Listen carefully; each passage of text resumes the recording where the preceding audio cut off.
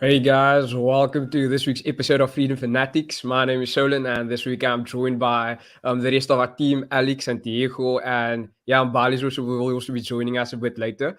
In the meantime, don't forget to follow us on our social media platforms, whether it's Instagram, Facebook, TikTok. You can get us at Badger of Liberty.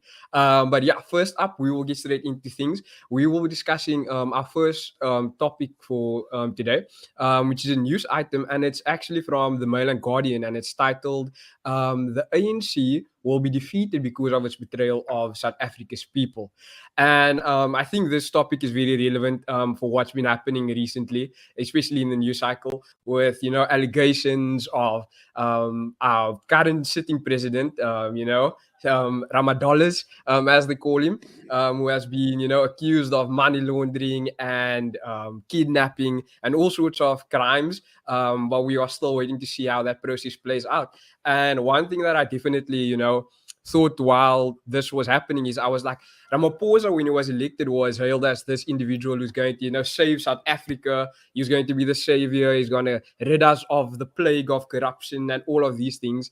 And now yet Ramaphosa is guilty of the very thing that he was supposed to supposedly save us from. And then immediately my thought went to Alex. I'd actually come to you first. Is if Ramaphosa can't save us, who else will possibly be able to step up to the plate and actually save South Africa from the mess that we're in right now? We can. South Yeah. Africans can save us. Let's not outsource. This thing of like I don't know if it's a South African thing, but there's this idea of like big man politics. I think it's also like abroad as well. Like there's going to be this one man, the savior that is going to save the country. And I think we got roasted when it came to Ramaphosa. I think a lot of people got caught in that trap. I think it's up to. It's okay. We all have skeletons. I know Mbali's in the wings. She's also got some skeletons that she keeps very deep in the closet. But yeah, really, like there are so many political options there. Look, when it comes to political savior or political solutions, it's going to come from the ballot boxes, and it's people who vote. So yeah, you're the change that you want to see at the end of the day. The political parties have a lot of motivating to do leading up to 2024.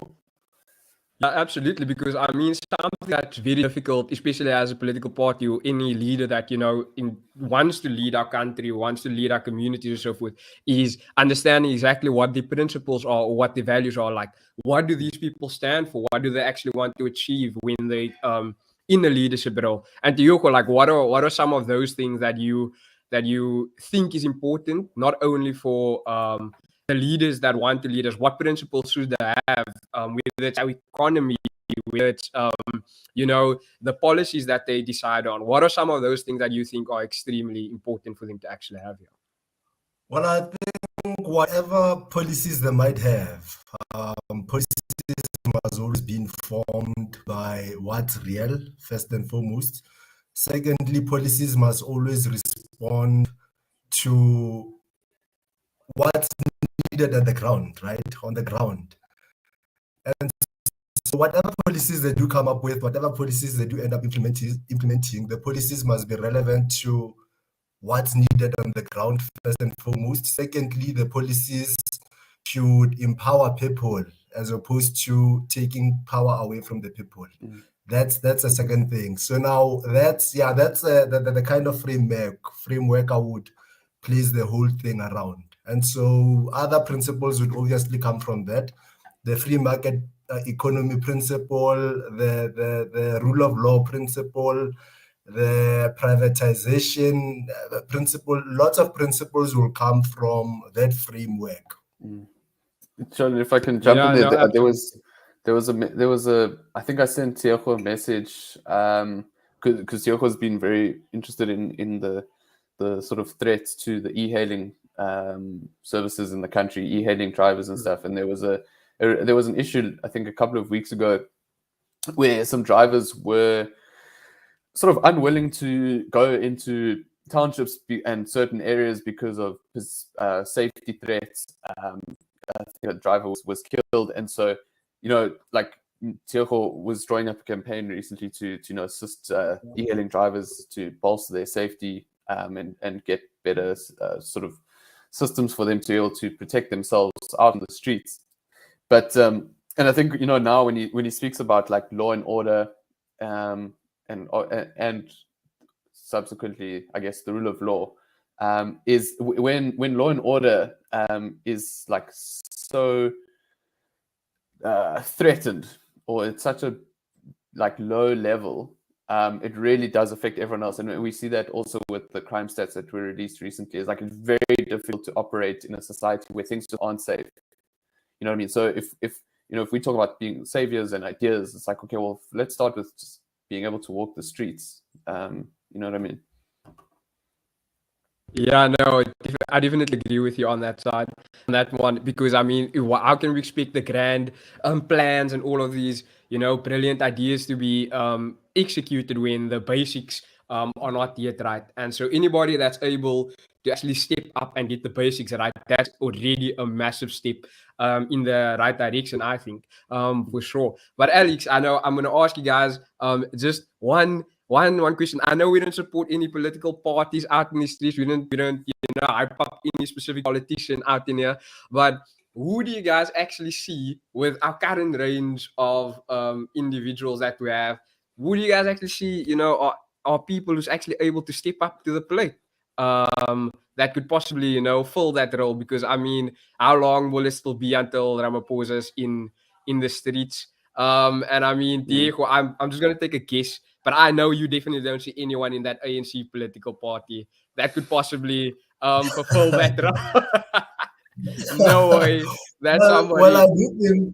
I do think there are some brilliant people in the ANC, Yeah. but the question is, do members of the ANC, people who attend the conference, think that these people are good enough on their part? And I mean, we must acknowledge that the ANC has turned into a mafia organization. And so even when leaders are elected, it's really no longer about what a leader stands for, but how a leader can protect your interests. That's really what the contest is around right now, right?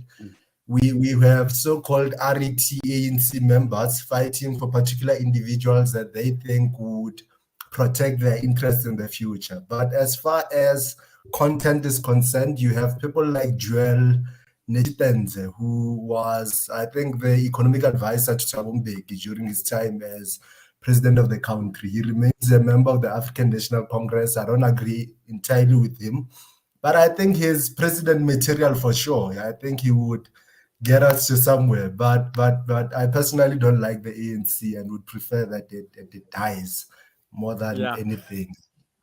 Yeah. Alex, just don't step up next and tell us that David Mabuza and Nkosazana Dlamini Zuma must be president. Because then I think we're going to have to mute your mic on this one. Where's my girl Lindiwe? Where's Sisulu at? No, but to be honest, I think we could see some very interesting political players coming in next year. It's in the run-up to an election year. I think we're going to see some new faces, or maybe old faces returning. Who knows? But personality-wise, I think we need to move away from personalities. But look, a charismatic leader is something to behold. We have examples from history, good and bad, who can really lead a nation. So it's not we don't need to throw the baby out with the bathwater. But really, the one thing for me that, look, we look at a lot at policy and how policy affects people. But I really think when, looking toward the next year and a half, really, what have you done? Show me. Look, for new players, it's difficult, but I just want to see evidence. Show me what you do. Do you keep your books clean? Do you deliver services where you say you will? That's all I'm concerned about. So absolutely. Who knows? I agree with you, Alex. And as you said, like I'm actually hopeful that we'll see new faces. Actually, it is difficult getting into the political game. It is possible difficult standing as an independent or starting your own political party. Like those things are difficult. But I really hope that we actually get to see more fresh faces in the run up to our 2024 election. Um, and mainly because I know that there are so many youth who are actually, disillusioned, who are like, none of these individuals or major politicians right now, none of them actually represent what I want or what I'd Mm. like, or the direction I'd like our country to go into. So yeah, it would be a great thing if we could see more, more prominent players in the game standing for elections. Yeah, for But sure. the But one thing, Sharon, if I can just jump in there, is yeah, I think if there are other parties that come in and other faces, at least it'll make things interesting. I think that'll might help to get people keen to get involved, because when there's actually, if you have, it's like, I was going to use the PSL as an example, but there's so many goalless draws. It's not a good metaphor. But if you have a league where there's one team that's so dominant, it's not even worth watching the league. But I think yeah, these upcoming elections is something very different. yes. So who knows? Maybe just by virtue of having more competitive people will be more involved. We'll see. Yeah, that's a really good take on that, Alex. I agree with you on that. But yeah, in the meantime, we're going to move on to our fan content of the week, which is actually article by our very own Diego, and it's titled "15 Whoop Smart Quotes on Race and Society's Power of Diversity." And essentially, in Diego, you mentioned that you know the race as a social construct has been so divisive in our society. That means that Africa's history is a perfect example of how divisive race can be, and that we should instead allow our diversity to actually unite us. And in this frame, like there's a lot of talk about diversity, like in pop culture, and you must have representation and actually like fill some type of quote or something. But what do you essentially mean when you refer to things like diversity? Yeah. Well, when I refer to diversity, essentially I refer to difference and embracing that difference, right? So acknowledging that, for example, Alex and I have a different skin color, and this is something very beautiful to celebrate. It's something that should excite me, that, oh, look, someone with a different color, rather than me want to buy petrol and ban Alex alike, simply because he has a different color from mine. Cultures as well. I think we should embrace our differences as South Africans if we are to get anywhere, really. Embrace our differences, celebrate our differences, and build from there. But regarding race, Yeah. let me get back to the race question. Regarding race in Yeah. particular, race is a very interesting one for me.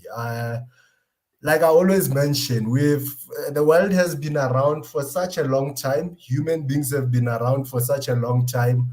Race was only introduced in the 17th century. We are now in the 21st century. It has only been in existence for around 4 centuries. For about 17 centuries, human beings have existed without it. So I really think we should get to that point whereby we get rid of this thing. So the good story of human beings existing without it continues. But even though race was a terrible thing, I must acknowledge that it has managed to do some wonders. In Africa, for example, and I think this is something quite controversial, but colonization and colonialism, black people uniting together with white people who were against colonization, against colonialism, it got to unite people. Although it was a struggle, it's a struggle that was fought and got to unite people. Whereas when before colonization and everything, you had Africans who themselves were fighting among themselves, right? Whenever, if a petty person comes across a vendor person, they start communicating, you can't hear what they are saying, you take out the spear and kill them simply because you can't hear what they are saying. But we must acknowledge, yeah, like I said, that there's some positives even from this negative thing that is raised. And I think if we do look at it in that way and use it to unite as opposed to divide ourselves further, then yeah, there will be a lot of progress in society. Yes, no, that's a good point, Teku, because even I'm just thinking now is that even in countries like Africa, I mean, we have a lot of problems, but we are actually a success story of diversity, I think, because in other countries we've seen, like, I'm just thinking about Yemen, where there's so many different ethnicities and there are tribal wars being fought. And it literally causes a civil war, and the country is literally broken down. And that's why I get so frustrated when people like mention stuff about like Nelson Mandela and saying like, oh, he was a sellout, you know what, and he's all those things because you know one part of the country had to be taken over or so. But I'm like, we actually still have the ability to unite as a country under a common constitution, and that is not an easy thing to actually achieve. And that's exactly why we shouldn't allow it to divide us, but it should actually unite us. But Alex, yeah, before we go to Mbali, what are your thoughts on Diego's article? Yeah, no, I really enjoyed it. I think it's always useful just to have very simple, also to get ideas from you know, people from different, a diversity of professions, of experiences, all essentially saying a very similar message. You know, embrace diversity, and it's not like embrace diversity like a, oh, you know, it's Pride Month, so now we're gonna fly a pride flag to acknowledge diversity. It's more, South Africa has a very organic availability and sort of entrenched societal diversity that, you know, really does guide how we do things, and we manage to get along, partly because of it. But I think there was one quote that I really enjoyed, which essentially rubbished the idea of the other. This idea that there are other people. I think, let me actually just double check. It was by Saul Williams, and the last bit of his quote says that there are no other people. Race is a social construct. So look, we're not naive to the power dynamics and the how race is weaponized, etc., etc. But yeah, this thing of othering, it can be a very dangerous thing, and yeah, often you've got to look at why people would weaponize something like race or any aspect of diversity. You know, look at their intentions before you jump to conclusions. And it's something to consider for sure. Yeah, no, absolutely. Because I mean, divisiveness is also a money-making machine, as we know, because controversy, you know, it's very profitable to some who are very hungry for attention and who are very power hungry. Absolutely, guys. Thank you for the discussion. Thank you for the conversation. But now we are going to check in with the OG, the GOAT Mbali, for burning questions, and we have an interesting segment on the way. So yeah, see you guys there.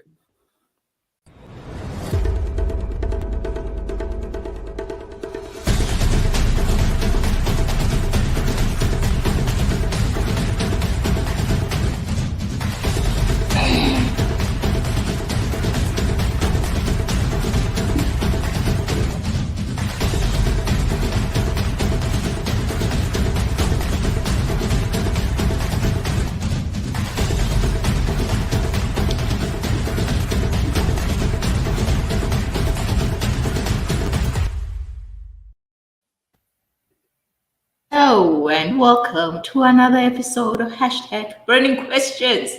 Hi Sholin, hi Alex, hi Diego. Sholin, I like that intro.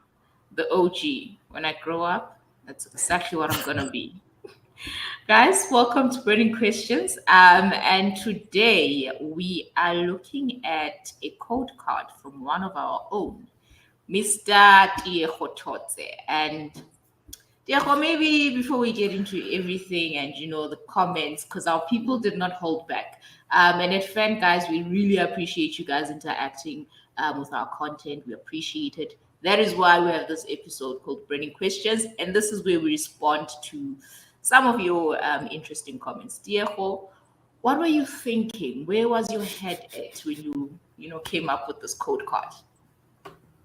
Well, I was thinking about South African politics, and to be honest, I was thinking about these politicians who steal our money, chow our money, and still come back and flash with the money Wait, in all of our them, eyes. Diego? So you're I was basically thinking very about all bad. politicians, or what? I Yeah? was just checking. I'm just What checking. did you say, Shola? I was just checking if you were speaking about all politicians. No, Because no, you no, no. basically described most of them. No, no, He this did. ones, this ANC ones, they chow money, then they chow your money as the public and still come back and spend the money in front of you Bro. and like you're not a hard work at all. So I was very bitter when I came up with this, honestly. Yeah. Wait, had you found out about Cyril's millions that are in a mattress somewhere? Had you found out about that Yes. yet? Is that what fueled you? Yes, yeah. I think I had just found out about the story of someone who handed money to someone somewhere. And so, yeah, but it's a daily story in South Africa. It definitely is. Yeah. Maybe let's go to the first comment. And this comment comes from Enrico, and he says, "One might say they own us as long as we are dumb enough to keep voting for the same corruption over and over again." I think this is also the same story or the same thing that we said last week. Alex or Sholin, any one of you want to respond to Enrico's comment? Yeah, Alex, you can go ahead. Shot. Yeah, it's such a good point, eh? Because it's keeping people in a loop. Look, we've spoken about before on Freedom Fanatics and Burning Questions about how reliant people are on social grants and that kind of thing, and people vote. They think that social grants come from the ANC and not the government. Sometimes can't distinguish between the two. But it's not wrong, eh? You get what you ask for, which is why if you don't want loony politicians, vote for new ones. See what's out there. Look at the menu. Vote for new ones. Ish. Okay, all right. We'll get back to that one for voting the new ones. I don't know how I feel about the new ones as well, but let's go to Eugene's comment. And Eugene says, I guess we gave these not." Okay. Can I say this word, guys? On a public platform. Call a spade a spade. God damn. Yeah. Okay. Guess we gave these nut jobs too much blank checks in hopes they'll act responsibly and accountably whilst we take care of family business. It is our fault. And I think to a certain extent, it definitely is South Africans' fault. Sholin, is it our fault? Is it not? Yeah, I think there should definitely be a sense of personal responsibility in that one because essentially the majority of South Africans have voted in those who are, in positions of power right now, and we have also done this thing where it's like election time comes, everybody's hyped up, you throw your vote for the next 5 years. We don't really care. We hear the Cyril story. We hear Malema was crazy in Parliament again.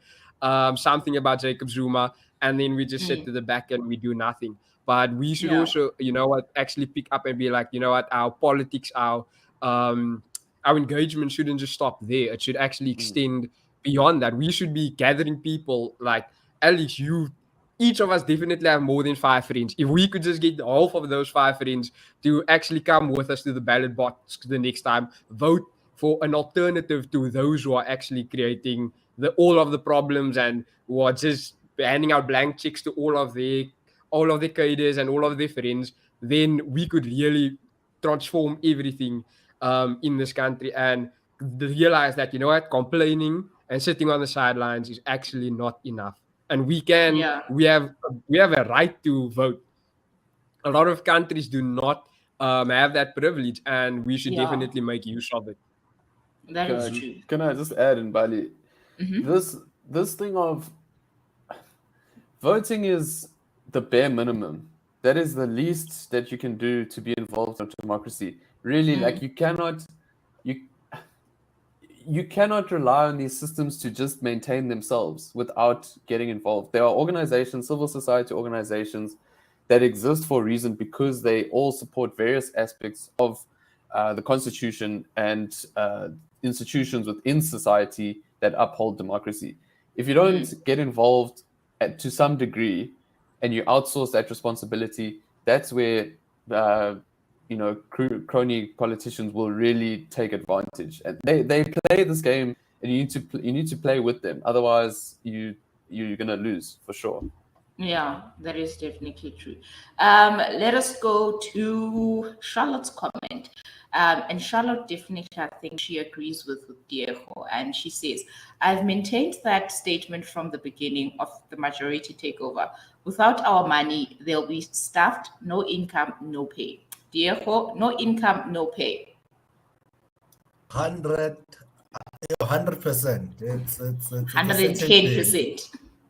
110%. And like I've mentioned before, with how the ANC is behaving, if it was easy to do what Helen Zille called for 2 years ago and got into trouble for, she called for a tax revolt. With how things are going, really, if it was a simple thing at this point, I would argue that, hey, citizens, let's call for a revolt, so we starve these people, and yeah, once I think if they are starved, then they might begin to think properly. But as things stand, really, they are not thinking, and it seems like a deliberate thing to just not think, Yeah, definitely. Let's go to maybe our last comment, and the comment comes from Vulindlela, and it reads, you should have said ANC politicians have a tendency. Not to say South African politicians have a tendency, because we all know the people in South Africa who behave like that are the ANC. This is directed to you, sir. The EFF, the TAC, AZAPO, and many other people, really. And you do find such politicians in the DA as well. And that's another thing, a conversation that I think we should have at a later point as well. That as the ANC collapses, you have a lot of people coming from the ANC who are joining parties like Action SA, IFP, the DA. And that's what makes it dangerous. The whole narration of saying that if we remove the ANC in 2024, then things are gonna change. That's what makes that narration dangerous, because you have these individuals who are going to transfer into these political parties that citizens would have voted for in 2024 and 2029. So, like Alex has said, what we truly do need, a change of government we definitely need. But simply changing the government and not holding those new people that you bring into government to account, it's not gonna be helpful at all. But yeah, that's my whole point. It's politicians across board, not just the ANC politicians. Okay, understood. Because I was gonna fight you there. I was gonna be like, so the DA doesn't steal money. Wait, do they steal money? Before I accuse people of you stuff. do have individuals in the DA who do steal. There's a lot of them, and there's a lot of people in the DA who are certainly not liberals, who are there just for positions, and these are the kind of people when you do find when they do leave the DA, such people a lot of times they go on around the whole thing of race and stuff. I mean, Musi Maiman is one of those people. He came from the ANC, joined the DA, went on to lead the DA when people did not vote to change the DA into a mini ANC as he wanted it to become. He left and started talking about race and stuff. So you do find a whole lot of people who come from your EFFs, ANCs, who are in the party but don't really support what the party stands for. They want to change it into what they want it to stand for, and when that doesn't happen, they become angry. Sure. Yeah, definitely. And I see a bit of anger there from Sheldon when you're talking about the DA. It's okay, Sheldon. All right, guys.